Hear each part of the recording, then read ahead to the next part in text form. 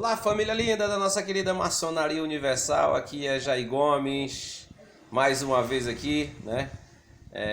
Tentando dispensar aquilo que a gente acredita, né?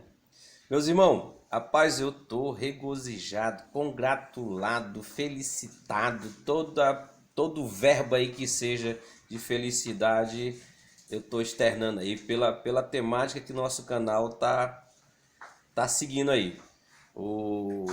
Os irmãos estão com sede, os irmãos estão de fato ruminando, né? Estão buscando conhecimento maçônico. Eu tive aqui uma manhã de debate eclético, né? Até chegarmos a um denominador comum com um irmão aí de São Paulo, que muito me encheu de alegria, porque a gente foi de fato maçom, a gente buscou o conhecimento através da investigação, da especulação, da filosofia e etc. E aí nós tocamos no assunto seguinte: nasceu o diálogo porque ele de princípio discordou quando eu falo no vídeo anterior que o grão-mestre ele é um ser simbólico, né? Ele não tem uma existência permanente, né? E aí ele, muito inteligente, ele recorreu às leis pétricas, né? Aos landmarks. Pô, aí ixi, mas ele me pegou. Como eu falo, eu sou uma metamorfose ambulante, viu? Eu sou um cara que não sou escravo nem mesmo às minhas próprias ideias. Eu não me escravizo, eu tô um cara que estou sempre buscando conhecimento, né? Eu não estou fundamentado em uma questão absoluta, mas eu gosto de que o cara venha com base dentro de uma lógica, entendeu? E etc. Não com fanatismo, não com determinismo, não com aquela coisa, tem que ser assim, tem que ser assado, cozido, torrado, não. Tem que ter a flexibilidade, tem que ter me levar a pensar juntamente com ele. E esse cara foi muito inteligente. Eu mando aqui um abraço para ele, né? Cara, show de bola, meu irmão. Mas vamos lá, foi interessante. Aí ele usou como argumento para contradizer o que eu estou a defender, o quarto landmark, que diz assim, ó, que eu falei que o grão-mestre é um ser simbólico, ele só tem existência a partir do momento que as três lojas, cria-se uma grande loja por meio da junção das três lojas, e essa junção ela entra em um acordo entre si e cria-se um corpo administrativo acima dela. E esse povo maçônico, né, elege um grão-mestre, né, que eu acho um atraso, na minha opinião. Eu acho um retrocesso. Eu tô livre, né? Eu tô livre, vendo maior liberdade, cuidando da minha loja ali, cuidando dos meus irmãos. Aí eu vou e crio um corpo administrativo para me escravizar. É uma mentezinha finita, amebista, né? Mas como é que pode mudar, né? Vamos lá. Poxa, deixa eu rir um pouquinho, meus irmãos. Vamos lá. Então ele usou o contra-argumento seguinte. Quarto landmark. Ele diz assim, o quarto landmark. O governo da fraternidade é presidido por um oficial denominado grão-mestre, eleito pelo povo maçônico. Se o atual sistema de governo legislativo por grandes lojas fosse abolido, sempre seria mister ou necessário a existência de um grão-mestre. Pronto, ele alimentou a tese dele, dizendo que sempre haverá um grão-mestre, né? Bem, aí eu comecei a rir. Ele disse assim: meu irmão, você conhece a hermenêutica? Ele, como filósofo, claro, meu irmão, conheço a hermenêutica. Você conhece a exegese? Ele disse: claro, meu irmão, conheço a exegese. Então vamos usar essa ciência, vamos usar essa ferramenta para nós entendermos esse quarto landmark, que na minha opinião já te antecedo, porque eu não ia falar sem ter base, né? Eu não ia cometer o gafe de ter um landmark desse contra os meus argumentos. E eu já falei, eu usei essa forma, eu afirmei que o grão-mestre é um indivíduo simbólico que só passa a existir por meio das três lojas, porque eu já tinha lido o quarto landmark, né? Entendeu? Então, usamos. Aí eu perguntei, meu irmão, quando a maçonaria era operativa? E usando a forma socrática, né? Que eu vou usar aqui com você, levando você a pensar também. Quando a maçonaria era operativa, quando as lojas viviam a sua total independência, quando não havia nem sequer o grau de mestre, ou seja, que a loja era dirigida pelo um irmão mais velho, um irmão mais experiente, um companheiro mais experiente, que aí aquela loja dava o título de mestre, né? Mestre da loja, né? Quem estudou o rito de York aí sabe do que eu estou falando. Então o cara era escolhido aí como mestre da loja. Quando as lojas tinham essa temática de vivência, quando as lojas de fato viviam a tradição maçônica, que os irmãos se reconheciam pelas suas tradições, por meio daquilo que o mestre passa para o neófito, para o recém-chegado, né, na loja, o que passa pela iniciação, ou seja, os ditos segredos da maçonaria, as formas de reconhecimento. Havia grão-mestre? Poxa, o irmão foi enfático, o irmão estuda maçonaria, irmão. Veja, aí não havia grão-mestre. Não existia grão-mestre. Meu irmão, posso perguntar para você, fazer outra pergunta? E esses irmãos eram maçons? Aí ele disse, eram maçons. Maçons reconhecidos pela tradição? Eram sim, maçons reconhecidos pela tradição. Pô, beleza, vamos caminhando, vamos caminhando.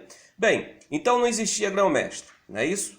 Não existia grão-mestre. Não existia grão-mestre. Esses irmãos viviam maçonaria, praticavam maçonaria e etc. Praticavam maçonaria e viviam maçonaria. Isso era ele concordando com as minhas indagações socráticas, né?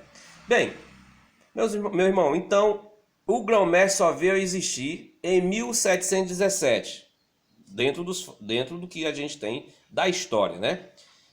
É verdade, aí o grão-mestre só veio a existir quando 4 lojas, né, na Inglaterra se decidiram se unir e criar o corpo administrativo sobre eles. Ah, beleza. Então até então não existia grão-mestre. O grão-mestre só veio a existir depois que essas lojas entraram em comum acordo e tiveram essa percepção de criar esse corpo administrativo sobre eles. Aí eu entrei, né? Meu irmão, olha só. O que é necessário para gerar um efeito? Aí ele respondeu, já é a lei da causa. Só pode haver o efeito se existir a causa. Bom, então qual é a causa da existência do grão-mestre? Aí ele respondeu, Jair, a união das 4 lojas da Inglaterra, do primeiro grão-mestre, né? A união das 4 lojas, né? Que entraram em um comum acordo e elegeram o seu primeiro grão-mestre. Eu tenho até o nome aqui do primeiro grão-mestre. Deixa eu olhar aqui o primeiro grão-mestre. Deixa eu ver o nome aqui do cara, só um minutinho. Anthony Sayer, foi o primeiro grão-mestre da grande loja de Londres. Foi o Antônio Sayer, né, que foi eleito pelo povo maçônico, pelos maçons ali que estavam dando início a essa instituição, né? Então, bem, então a causa da existência do grão-mestre foi a sua eleição, digamos, pela criação da grande loja. Até então não existia. Exato, Jair. Então, meu irmão, ele não tem existência real, ele só passa a existir se essas lojas se perpetuar.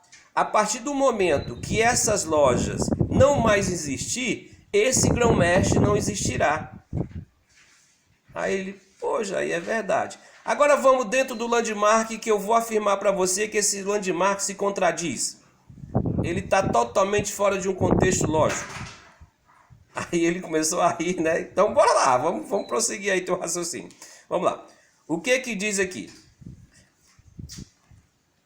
O que que diz? Diz o landmark que enquanto existir o governo legislativo por grande loja fosse abolido, sempre seria mista a existência de um grão-mestre. Meu irmão, vamos supor que a maçonaria fosse uma só instituição, né? Se eu for entrar nessa temática aí, foi por causa disso aqui que hoje nós temos milhares de potências maçônicas. Isso aqui foi uma forma que eles achavam, os maçons especulativos achavam que a maçonaria se tornar uma, mas foi um fiasco. Na verdade, ela se dividiu em pedaços, né? Porque há contradições grotesca em relação a você ser livre e você não ser uma religião, você não ter fundamentalismo e você querer criar uma única instituição que represente o mundo na sua totalidade, né? Então esse foi um princípio de burrice. Não resolveu nada, as fragmentações, as divisões, as brigas e etc. Então, o que ocorre? Digamos que de fato a maçonaria fosse ela fosse uma só instituição, uma só ordem, né? Ela não tivesse suas fragmentações, não tivesse Grande Oriente, ou seja, fosse uma, resumindo, fosse uma. Diz o Landmark que enquanto existir essa forma de governo, é necessário o grão-mestre. Mesmo que não venha mais existir, é necessário um grão-mestre. Agora a pergunta é, se não existisse mais grande loja, a maçonaria institucional acabasse, o Landmark diz que sempre é necessário que o grão-mestre exista. Peraí, aí é me chamar de burro. Acabou hoje, agora, nesse momento, acabou não existe mais maçonaria institucional. Acabou-se. E aí, onde é que está o grão-mestre? O Landmark está dizendo que ele tem que existir. Mas aí ele morreu. Ele morreu também, morreu biologicamente falando. Ele morreu. E aí, quem vai eleger o novo grão-mestre? Quem vai fazer um novo grão-mestre existir se não existe mais maçonaria institucional, não existe mais maçom, não existe mais nada? Acabou-se. Quem vai eleger? Quem vai fazer com que esse grão-mestre exista? Quem é? Deus? Deus, só se for Deus. Né? Deus vai iluminar um cara, né? E vai fazer... cara, tem que rir. Eu tenho que rir. Então, não tem lógica. Não tem lógica. O grão-mestre só existe a partir do momento que essas lojas cria-se um corpo administrativo sobre elas. Que na minha particularidade, na minha opinião como maçom, como um homem livre, para mim foi a maior ignorância, foi uma usurpação desses maçons de origem protestante, de origens denominacionais, escravo do poder, sedento de dominação, que criaram esse sistema de governo. Nós somos uma cópia de um sistema denominacional do protestantismo. Essa ideia de um corpo administrativo nunca será da maçonaria como ideia, da maçonaria como essência, da maçonaria como vivência. Nunca será. Essa ideia de instituição partiu de maçons egoístas, de maçons prepotentes, de maçons sedentos para dominar, para se organizar e com visões totalmente fora do altruísmo, totalmente fora da fraternidade, da igualdade e da liberdade. Essa é a minha opinião. Para que a maçonaria, de fato, cause uma revolução no mundo ou na humanidade, ela teria que voltar aos seus primórdios. Isso seria evolução. Não seria involução, não, seria evolução.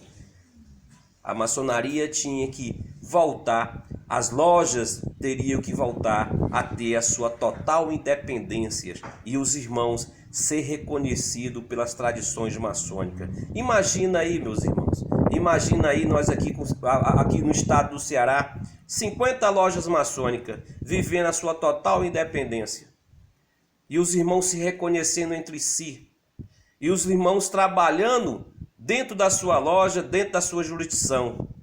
Olha aí seria, quão bom e tão suave que é os irmãos viver união. Hoje a gente vive subordinado a um sistema a qual nós ortogamos o nosso direito de sermos homens livres e de bons costumes. Eu falo aqui com direito e com determinação e com amor à maçonaria como ideia. Vivamos maçonaria. Te amo sem te conhecer.